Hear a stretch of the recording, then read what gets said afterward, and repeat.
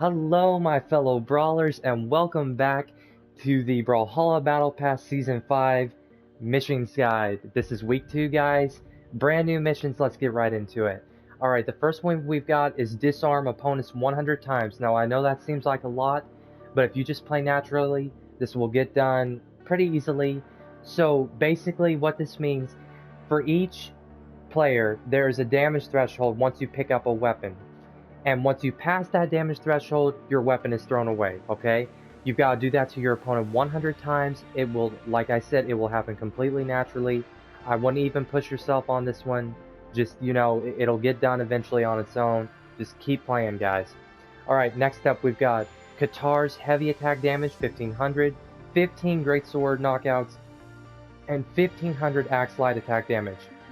The two legends I recommend focusing on this week would be Mako and Ragnir. Now, I'm going to be talking about Mako more here in a few moments, but so her Katars, and she has Great Sword, then Ragnir has Axe and Katars.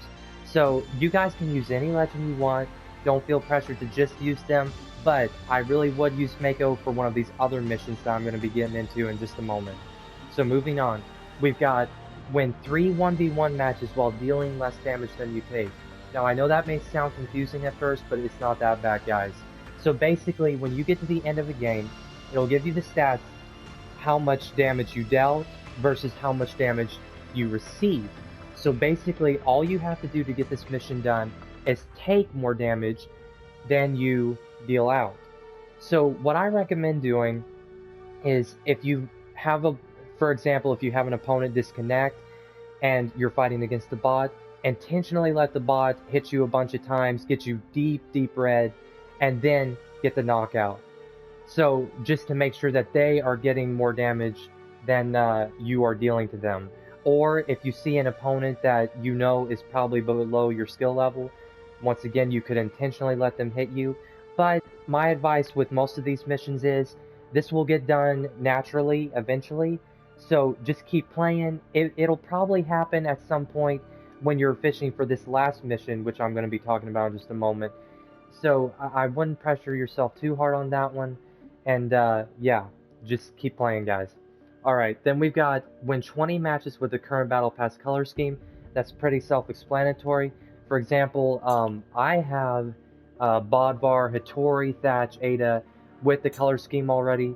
So just use whoever you've got, try to get a win, and you gotta do that 20 times. Not too bad. It's just going to take a little time. Alright, and this is the mission that I've been talking to you guys about all throughout the video. Now, this one is very fitting for Mako. So, she has her neutral SIGs, both spike. And let me explain what spiking means. As Brawlhalla has a little description here, use signature attacks to KO opponents off the bottom of the screen, and they must still be stunned as they get knocked out. So, basically, let me just go into training here and show you guys what I'm talking about with Mako, because she is honestly probably the best character for this. Okay, and we'll go to Small Brawl Haven. So, most of the time, SIGs that spike are the neutral SIGs for some of these characters. Asuri's, both of her neutral SIGs would work for this mission. But let me show you guys what I'm talking about here. Let me get the damage up. Let's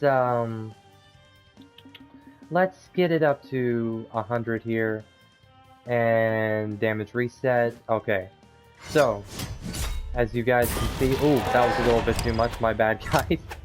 Hold on, I'll do it with Katars here. Alright, that is a spike attack. So basically what you have to do is get your opponent off the side here and spike them straight down. Like that, guys. They still have to be in stun when you knock them down. So basically what that means is they're going to have to be pretty far into the red before you can do this effectively. So let me also show you guys Asuri here. Because she, besides working on the other weapons missions, I would recommend doing this with Asuri.